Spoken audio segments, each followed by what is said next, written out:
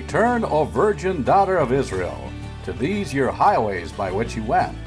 Welcome to Reunion Roadmap, a place to discover the people and communities along the highway of restoration for Israel's house of Joseph. Reunion Roadmap is a B'nai Yosef North America production. Be our guest for the next hour as we meet the people of the emerging house of Joseph here in North America. Hello, this is Safani Babas with B'nai Yosef North America, and with me is Al McCarn, our executive director, and we're going to interview somebody that you've worked with, and we've interviewed him before. Yeah. And that is Samuel Wearp. Isn't that correct, Al? That is correct. Samuel just returned from Israel. He was moving from Israel to Idaho, where he was going to become a deputy sheriff. Now, as we speak, Samuel is in Boise, Idaho. He is in a rehab center because he just came through a very strange illness. No one has a diagnosis of what it is, but in time, I'm sure he will be able to tell his story. But with a lot of prayer, he has pulled through, and now he's going to be in rehab. And then after that, we'll find out, does he go back to being a deputy sheriff or go back to Israel? Who knows? We shall see. But in this three-part interview, we're going to hear Samuel's thoughts on how the world changed October 7th, 2023. Obviously, for those who are paying any attention at all, this war that Israel is now fighting against Hamas and actually against many other enemies, there's a spiritual dimension to it. There's something about the restoration of the kingdom to Israel, about the next stage in God's redemption of all Israel and the nations. And that's what Samuel and I talk about. We just investigate this question of what does it mean for the two halves of God's covenant people? We would understand Judah and Ephraim, say Jews and Christians, however it is, the two sticks, the ones who are in a covenantal relationship with each other and with the God of Abraham, Isaac, and Jacob. So without further ado, let's go listen in on this conversation with Samuel Wearp.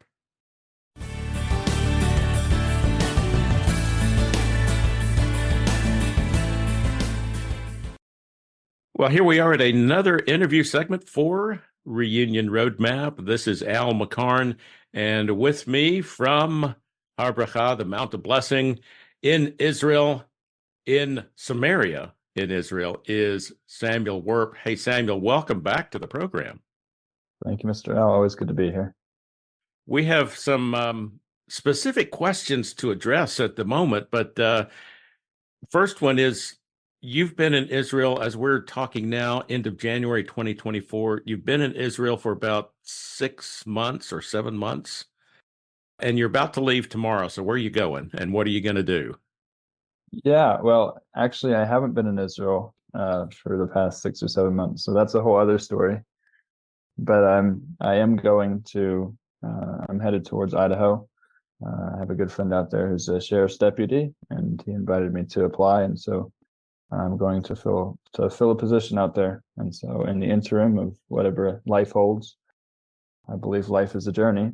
And so we should engage with all of the opportunities that are presented before us. And this is one that felt right. And so, when I've learned over the years that generally, right? It's like there's this intuition that it's like it clicks, and you feel like, yeah, this is from God. This is kind of where He wants you. And so that's what I'm going to be doing for potentially the next upcoming year, 2024. Well, very good, and Godspeed. And thank you. I guess we will be careful when we're driving through that particular part of Idaho. Yes. Obey the speed limit and that sort of thing, right? No, please don't, because then I have a job security. I need lots of friends to come break the rules so I can get some arrests and some tickets out. Oh, goodness. Well, we could launch into a discussion of how grace works, but let's not. Let's talk about Israel. So I was mistaken. You hadn't been there for 6 or 7 months. Please correct my error. No, yeah. So you are correct. My family has been here Most of my family has been here for the past 6 to 7 months. I was here for obviously the tour that we all were here for the Nation Saint Vav, and we were here, going through, experiencing Israel from that perspective of the Jewish people and their experience of the Ninth of Av, and remembering the destruction of the two temples, and then looking at that tour, right, the rebirth of Israel and everything that's happening, and then right after that, close thereafter, I actually left on a trip to Africa, and so I was in Kenya for about a week and a half, maybe a little more, and I was there with some good friends. I was there with Dean Bai with his ministry called Return Ministries. Got to experience Kenya in a most amazing way. The people were amazing, lovely people, really people that loved God, and wanted to hear a message about Israel. And so going there was an experience in and of itself, but I thought it was so fulfilling. And I realized, like, that's, I think, the way that I like to travel. I'm not sure that I would have gone to Kenya for just a safari, but I mean, I got to do, but I'm not sure I would have gone there just for that. But to had the fulfillment of seeing people engage in the idea of Israel, especially people that have say been reading their Bibles for a long time, just have never made the connections to Israel, like as in a land in itself, and a people living in that land, and Jerusalem being like the capital city of God's kingdom was very amazing to see people like begin to grasp those concepts. And so during that time, it was a super amazing time. People that really loved God, and really wanted to follow him, and they were so hungry for they wanted to do God's will, and that was the amazing thing to see. Something that I'd have noticed that I think is different, perhaps from many cultures, especially American culture, is like we like to hear good messages, but going to Kenya, it was like they heard and then they wanted to do. That was really amazing to see that. So from Kenya, I went back to the U.S. I returned. I visited one of my brothers there. I then went back to Missouri. I thought I was done with trips to Israel for the year. I felt like I needed to get back to the U.S. Begin to start saving money and doing whatever other projects needed attention at the time. And so I went to visit friends over the holiday of Sukkot. I was in Texas with people that I knew, and I still remember. And I think it's one of those moments in life where you remember where you were when you hear that it happened. I remember as a I was very young, but I remember hearing about 9/11, where I was, and my thoughts about that whole situation. I was I believe 4 or 5, and so I didn't really understand what was going on. Yeah, I was 5. Didn't really understand what was going on, but I remember in my young mind being afraid of like airplanes coming out of the sky and crashing into homes, and then my mom said they only crash into big buildings, so I was worried about the church down the street because that was a big building. And right, so your mind connects to really momentous things that happen in this world, and so just like with 9/11, I also remember exactly where I was, and it would have been that night coming into Friday night into Shabbat, and one of the people that I knew, he said, "Hey, listen, because I also turned my phone off on Shabbat. I'm not connected to what's going on." And somebody said, "Hey, listen, I just want to let you know that they're shooting a bunch of rockets into Israel right now." And so, at the time, I thought, okay, that's pretty normal. That every once in a while they'll shoot rockets, and I don't think anybody could have fathomed or imagined what was actually transpiring. And so it wasn't, I didn't know, and I went to bed, and then it was the next morning that the horrifics of what actually happened began to be revealed. And yeah, I was in utter shock, and I think as most people were at what had happened. So yeah, that's where I was, and so I was stuck in the States, feeling rather helpless, watching everything unfold, and it was horrifying. You had a similar thing with me. We were at Sukkot, and my phone blew up that morning. And as the pictures came out and the news came out, obviously it was something out of the ordinary.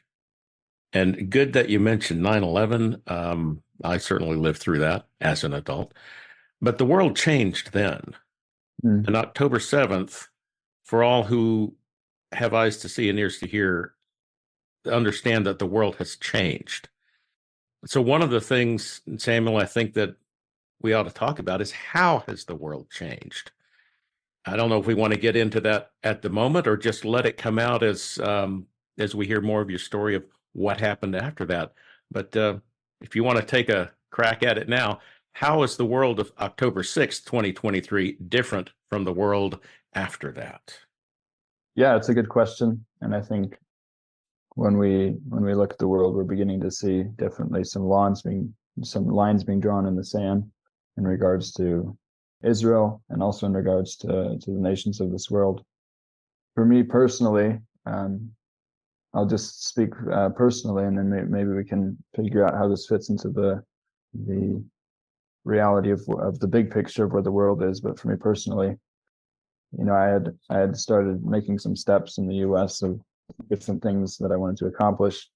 I travel a lot, and so going back to the U.S., I was planning on getting some things accomplished while I was there, and I was in Texas, and I was in the U.S., and as soon as I heard what was going on, it was like all of the small projects and the things that I had going and the people that I was planning on meeting rather quite quickly fell to the wayside. And I realized that I needed to be here. Like that was where my heart was. And so I saw, since I was in the US, there wasn't much I could do, but there were a few things. And so say one of the things that was going on in like the upcoming weekend was so after October 7th, so the next week was a rally in the US in Dallas. And so I was there at the rally, at the event, and it was it was a beautiful event, and there were lots of support from a lot of Israelis, a lot of like Jewish people, and a lot of his people from Israel, Israelis who were stuck in the US, and then just a lot of Christians. And it was beautiful to see everybody come together in support of Israel. And they had a lot of different speakers from various backgrounds, whether it be the rabbi of Dallas, or the Chabad rabbi of Dallas, or the a big pastor from Texas, or different people come and share and their support and how they were standing behind Israel and what needed to be done and such. And I just remember, for myself personally, standing in that rally and feeling just so useless. It was very hard for me to stand there and listen to all these people talking about go Israel, go. And it was even very hard for me to like just stand there and wave an Israeli flag, because the Israeli flag is not something, for me, it's not something that I stand there and wave and say go, go, go. It's something that I believe in. It's a vision that I stand behind. And so after that event, I was like, you know what, I have to be in Israel. I can't do this anymore. This is too difficult. And maybe that was, I think maybe it's a good step for some people. Maybe some people have never, like, before October 7th, even thought about Israel. And for them, it was their first step of getting out there and being in public, waving an Israeli flag. Maybe that was where some people needed to be. But for me, I knew there was more, and I had to go and be a part of that. And so the evening of that, after the event was in the morning, the evening after that, or the evening of that day, I went to a event in Dallas where I spoke to a group of, it was a mixed group. There were a few Israelis there. There was a lot of Christians, a lot of supporters of Israel. I spoke to the group, and that was basically what I told them. I said, listen, I'm here whether you like it or not. And we've seen the revealing of what I would call the side that is anti-God, the side that is what I would really refer to as the spirit of the beast, is what I would call it in my terminology, because what I saw on October 7th, I can't, my human mind doesn't comprehend or understand that. And so I have to attribute it to something, and so I call it the spirit of the beast, is what I think we saw on October 7th. And because of that, what needs to be revealed now is the face and essence and presence of God to the world.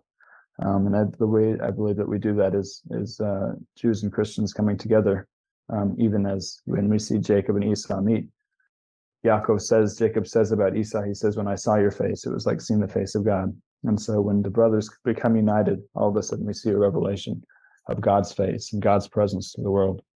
And so with that, with my heart, my vision and my mission being to see Israel, the ideal of Israel, to be spread around the world. It wasn't long before I was on a plane, I believe about a week after that event, I was on a plane here to Israel to come and do what I could to support and to speak life into the Jewish nation, and just to say that you're not alone, that we're here with you, which was powerful. And I realized that it was this trip in particular, I think, where you realize how many Jewish people actually do feel alone. They feel like they don't have friends in the world. And even though they hear maybe about some rally in Dallas, what they see more of is the hate and extremism and the propaganda of the left and of the mainstream media coming out of the U.S. and coming, quite frankly, from the worldwide, which was a shock. But I think with that shock, as we're talking about the decision that the world has been presented and how where they're going with this, I think it just, in many ways, shows the reality of the Bible, and I think it affirms that we're on the right path. And unfortunately, I believe, as it says in John, people loved darkness rather than light because their deeds were evil, and that's what we're seeing right now today. I agree with you on that assessment. I don't know how far we want to go with this one, but it shouldn't be a surprise that the secular, progressive part of human society would be opposing Israel, and anti-Semitism come up there. We know where it would come from the far right, but what about within the people of God, or those who should know better, in the church, in the Messianic and Hebrew roots movement? Do you want to address that? Yeah, yeah, that's a good question. Do I want to address that? I think the key words that you used there were perhaps the words "people of God." That's where the line is being drawn, and the true people of God are the people that are standing on the side of the God of Abraham, Isaac, and Jacob, and with his promises and on his word. And so I see a lot of people who might claim the title "people of God," but if you're not, this was the most basic, and not basic, maybe I say blatant showing of one side versus the other. Like the world couldn't get a clearer picture of who Hamas is, of what these people are willing to do to the Jewish nation, how big this hatred really is, and they are unwilling to reject that. They're unwilling to condemn it. They can't even speak against it.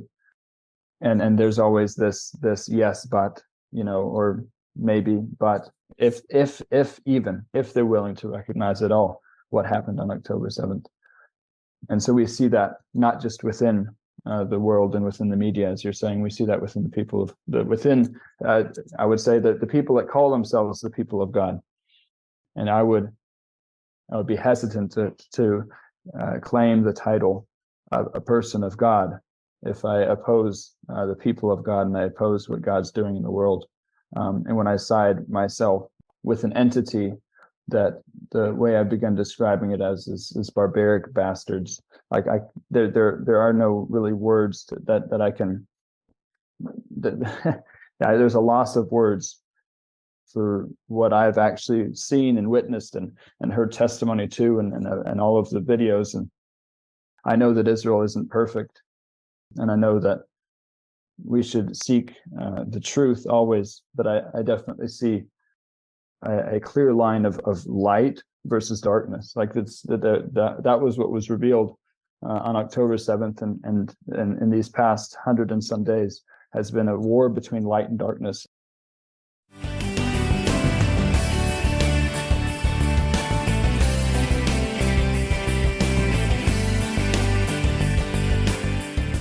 Here is Barry Phillips and the Aleph Tav Band singing "Come, Let Us Return."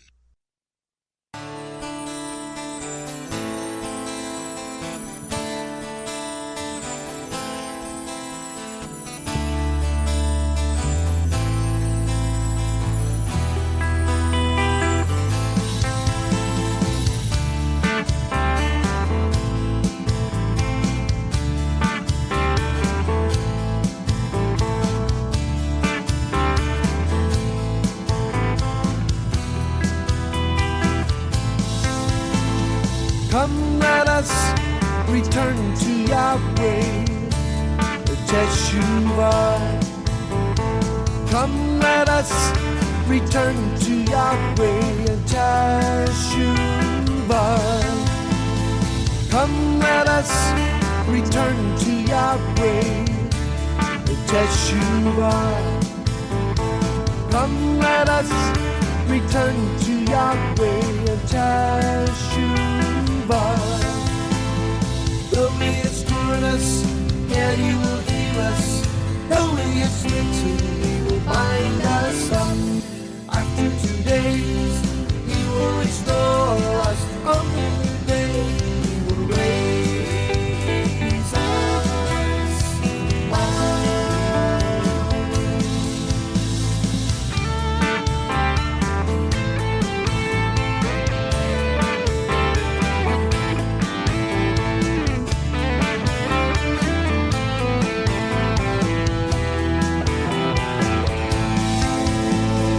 Come, let us return to Yahweh and Teshuvah. Come, let us return to Yahweh and Teshuvah. Though He has torn us, yet He will heal us. Though He has smitten, He will bind us up. After 2 days, He will restore us. On the third day, He will raise us up. Though He has torn us, yet He will heal us. Though He has smitten, He will bind us up. After 2 days, He will restore us. On the third day, He will raise us up. He will raise us up.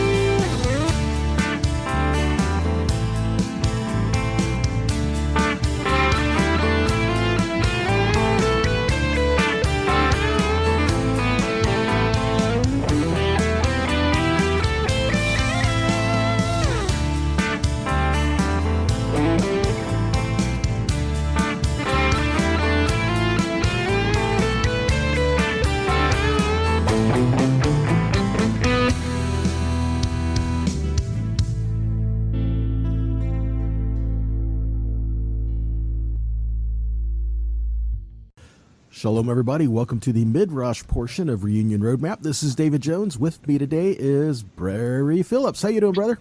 I am overcoming.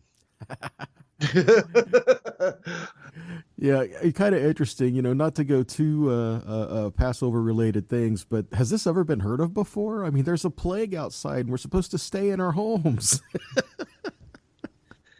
Isn't it amazing? Isn't it amazing? Dave, we have been inundated with restrictions and requirements of government. Again, another application to the Passover story. We have been secluded in our homes, and as the disease is ravaging the land, those who are sealed by the blood of the Lamb, there's a marked difference in their response to things. Will that be the case in our day? Interesting. Very, as a comedian on television many years ago says, very, very interesting. Okay, show an age. I know that guy. I know who you're talking about. But it is a good thing to point out. I know that by the time this broadcast airs, it'll probably be after Pesach, but it's still relevant things for us to learn about. Still all about what the Father is desiring for us and how we're looking at obedience to His Word and how we are supposed to respond to the things that are going on around us. I mean, when the world is in fear, it's not like we should be careless, but we shouldn't dwell in the same fear the rest of the world is dwelling in because we serve a different God. And that's big stuff to hold on to. Absolutely. Absolutely. David, there is in regards to this, there is an interesting verse that I came across in 1 Kings 18 and verse 21, where Elijah the prophet, asked the nation of the house of Israel, how long would you keep hopping between two opinions? The King James says, how long will you halt between two opinions? The Hebrew text says, how long will you keep Pesachim? The plural version of the word Pesach or Passover. How long will you keep Passovering between two opinions? Are you going to embrace the traditional aspects of this day as is attached to idols and so forth, or are you going to follow the way of Yah Elohim, the Elohim of Israel, and a day of separation and isolation? That's the question that we need to be asking ourselves. Exactly who am I? Who do I belong to? And what is the method of my life here? What am I going to be doing? Interesting questions. All things that we really need to ask ourselves, because should we as a people called out by the name of Yah make an impact in the life of those around us? And absolutely. Absolutely. And the big question is, how do we do that? And times and seasons for everything, because, there's not a lot we can do from our home, but we can still make an impact on the life of those around us. We still need to try to maintain connections that the Father has put in our life, even right now. Just because a lot of people can't see each other face to face doesn't mean that we can't still be connected. We still have telephones and internet and things like that we can use for now. These are all tools that can be used for good or evil. Let's use them for good. And let's try to observe the heart of the Father in the midst of all this, observing a right heart, a right attitude, and let the nation's systems fall if they may, but we will hold to the kingdom of our God. And I think that's one of the things that you were kind of talking about. We were talking just for a minute beforehand about Eliyahu and when he made the offering. And it was so the God that answers by fire, he is God. Well, he didn't just answer by fire. There's a lot more involved in that, and a lot more points that can be brought out about that offering, that sacrifice. If you can indulge me for a minute, Barry, you're doing a section during the week, like it's a 10-minute Torah, and you do multiple airings throughout the week. And we talked just for a minute about you're talking about the offering that Elijah made, and talking about how all that related to the people, and how we can look at that prophetically as well, and even tie that into the Passover story too.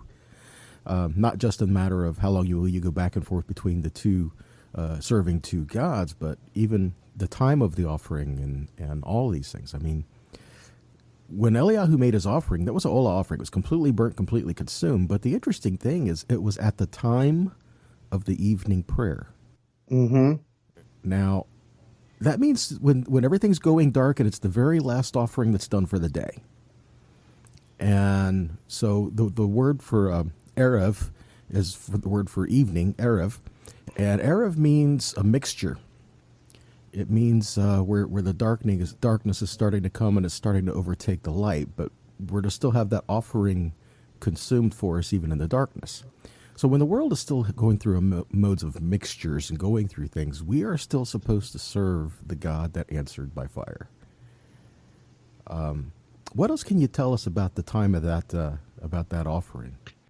Well, it's the time that Yeshua surrendered on the tree and said, "It is finished." I find it interesting that not only did Yeshua die at the time of the evening offering, but also that the sky grew black, the earth shook with a violent earthquake, and there was a veil inside the temple that was rent in two. If you go to Bamidbar, Numbers chapter 28, I think if I'm not mistaken, David, it's the first 6 verses that detail the daily tamid, or the word tamid being continual, the daily tamid offering. A lamb in the morning at 9 and a lamb in the afternoon at 3. These lambs are said to be an aroma that is sweet in its smell to Yah, an offering by fire that is a sweet smell and aroma. That phrasing is also used in Exodus 24, where Moshe sends young men to present Olah offerings and peace offerings, and from these offerings' blood, he sprinkles the book of the covenant, and he sprinkles the people. And he has read the covenant in the hearing of the people, and their response is Naaseh v'nishma, we will do and we will hear. So the daily tamid is a reminder twice a day that we are called to do and to hear. And so Yeshua, when he died on the tree, David, he died for our failure to do and to hear. And it was the same issue in Eliyahu's day. The people had refused to do and refused to hear. All of that is connected. At our day, during the Pesach season, we are being asked, are you willing to do and to hear? Will you observe this day? Will you remember what happened in Mitzrayim or Egypt those generations ago? Will you be a set-apart people? Will you close yourself off behind the blood-stained door? Will you keep this feast? So, I mean, there's more paths here than we would have time in a week of these opportunities of midrash to discuss. But that's the broad spectrum of everything.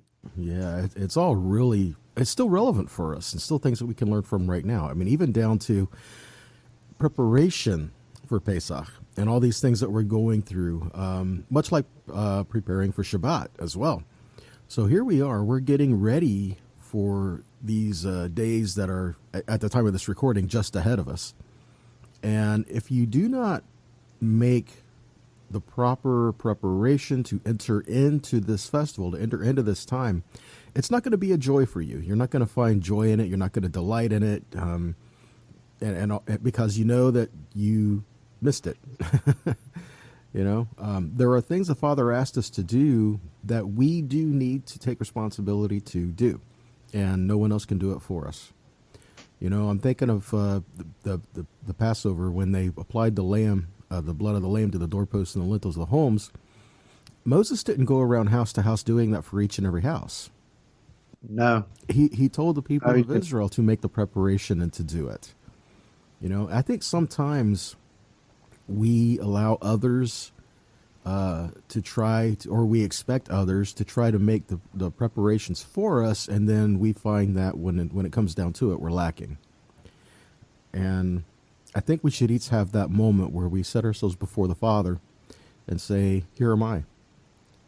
You know, what would you like me to do?" You know, there are things that no one else can do for us. And I'm not saying we need to cut each other off from one another, but we need to understand there are things that I have to do that no one else can do for me.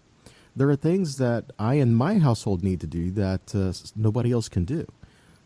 So in time of looking for the leaven and preparing for Passover and entering into the Sabbath and all of these things, these are things in my heart and mind that need to be done.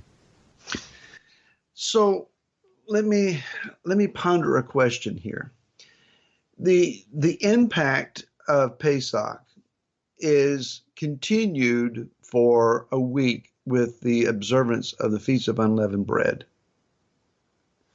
Each day that at the time of this airing, we will still be eating matzah.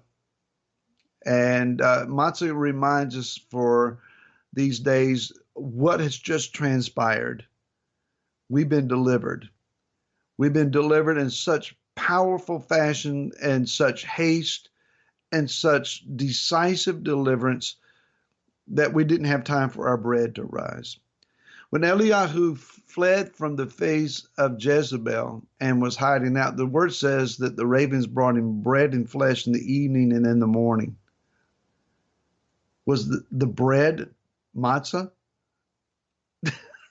Just thought about that. Was he eating unleavened bread brought to him miraculously on a continual fasting for a number of days? So we'd have to go back and look at it, but that is a good question. You know, it's just interesting that that as we continue in the afterglow of Pesach, we realize it's not just a single night momentous occasion. It's over, it's done, and now we're back to normal. The Father's design is to create such an atmosphere that we linger and continue in what He has accomplished for us. Too many times our revival, our restoration, our renewal, our fervent desires are but a momentary, shall we say, a flash in the pan type thing. Yah wants them to linger for us, to continue, that we learn to walk in something. And so instead of coveting, man, I can't wait until this matzah days are over and I can go get a cheeseburger or a sub sandwich or something with some leavened bread. Really? Does it have to control our lives to that degree? I challenge our audience, stay focused in the moment that you're in and don't miss the opportunity to learn from that which is been given to us.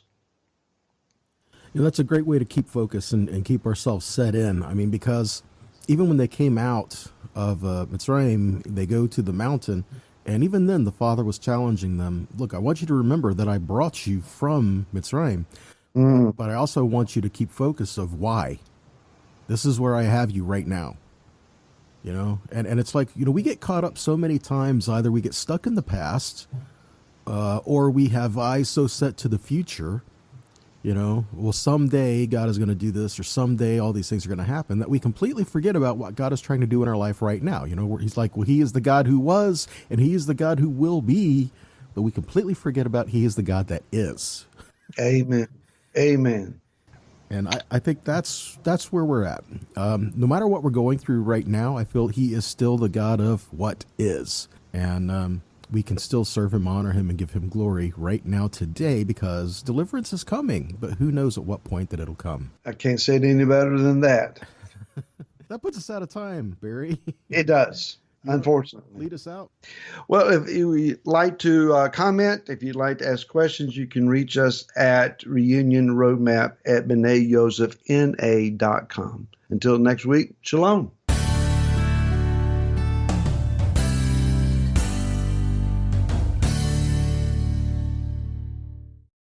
Here are Samuel and Benjamin Wearp with Hashivenu. Turn us back to you, O Lord, from Lamentations 5:21.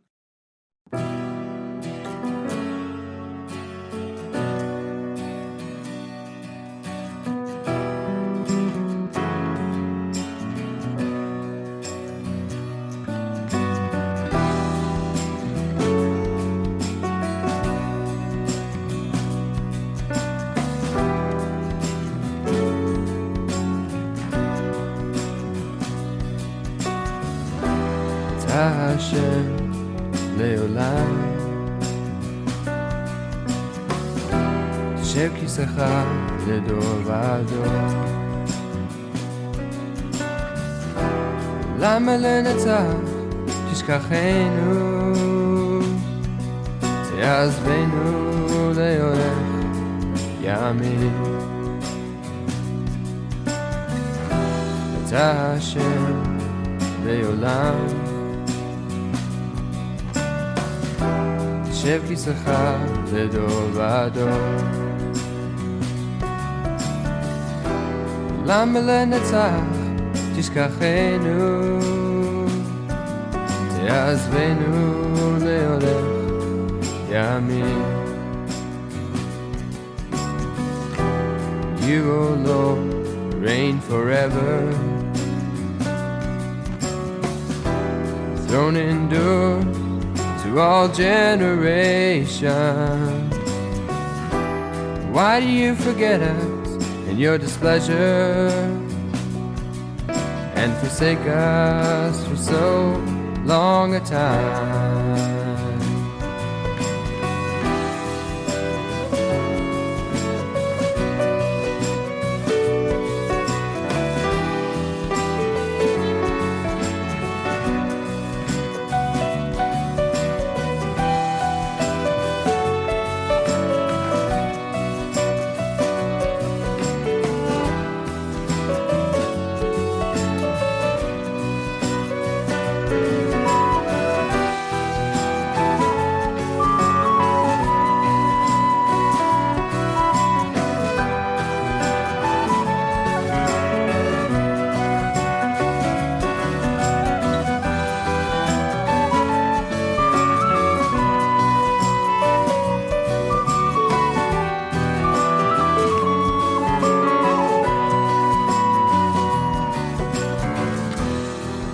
השם לעולם תשב כיסאך לדור ודור למה לנצח תשכחנו תעזבנו להולך ימים You, O Lord, reign forever Throne endures to all generations. Why do you forget us in your displeasure and forsake us for so long a time? Turn us back to you, O Lord, and we'll be restored. Renew our day as of old. Turn us back to you, O Lord, and we will be restored. Renew our days as of old. Renew our days as of old. Renew our days as of old. חדש ימינו כקדם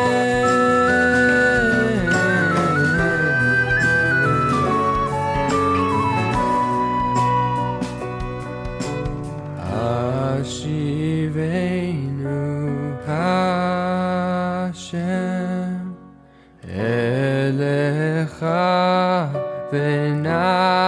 teshuva Chadesh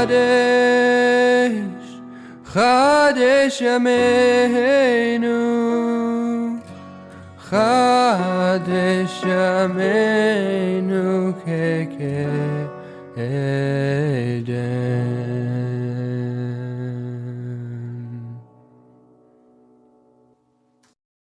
Well, I hope you enjoyed that rendition of Hashivenu by Samuel and Benjamin Wearp. And then before that, Barry Phillips and the Aleph Tav Band with Come Let Us Return. We have a running theme here in this show about Teshuvah, about returning to the God of Israel, the land of Israel, the people of Israel. And it is something that Barry and David talk about in this midrash. Now, you should be able to tell that this is a rerun. They recorded this during Passover in 2020 at the beginning of the COVID lockdowns.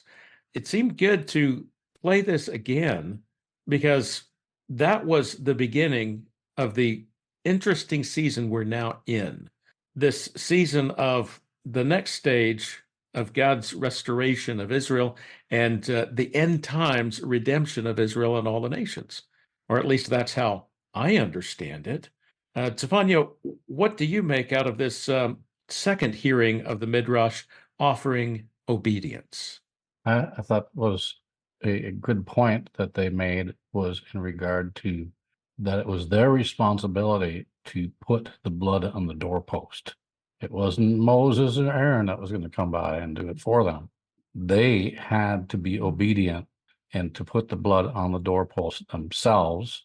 They had to prepare the lamb, everything. They had to do it all. And I think that's probably was a very, very good opening to where the Father is beginning to actually even speak to us today, particularly with all the turmoil and the upheaval that's happening today and what we see going on with our brothers in Israel. It's time for us to not wait for somebody else to do something, but we need to do whatever we need to do. If we need to get in our prayer closet and start praying for our brothers over there, then we must do that. If he's called you for other types of things in regard to helping them out, then you need to do that as well.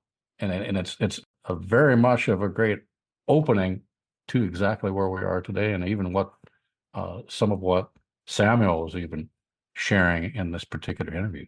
Well, yes, and in the next two parts of the interview, we'll hear more of that. You know, Stefania, what you have said and what our elders have said, what Samuel said, it's something I'm hearing a lot of these days about our responsibility. Barry mentioned hear and do, or do and hear, and he's even got a song about that, Na'aseh v'nishma. But we're not supposed to be sitting back waiting for Messiah. We're supposed to be preparing the way for his return. And I've even this week heard it in Jewish circles with an interview that our friends Jeremy Gimpel and Ari Abramovitz did with Rabbi Manis Friedman, where they're talking the same thing about preparing the way for Messiah. And the important thing here is for us to come together. Samuel said that in his first part of the interview here, of we must reveal the face of God in the world. And that's happening as Jews and Christians come together, or as the two sticks are brought near, as I'm sure you and I would say. Mm-hmm.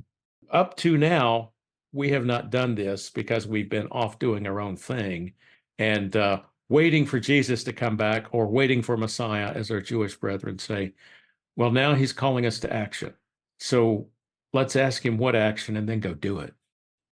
Well, that's all the time we have for this edition of Reunion Roadmap.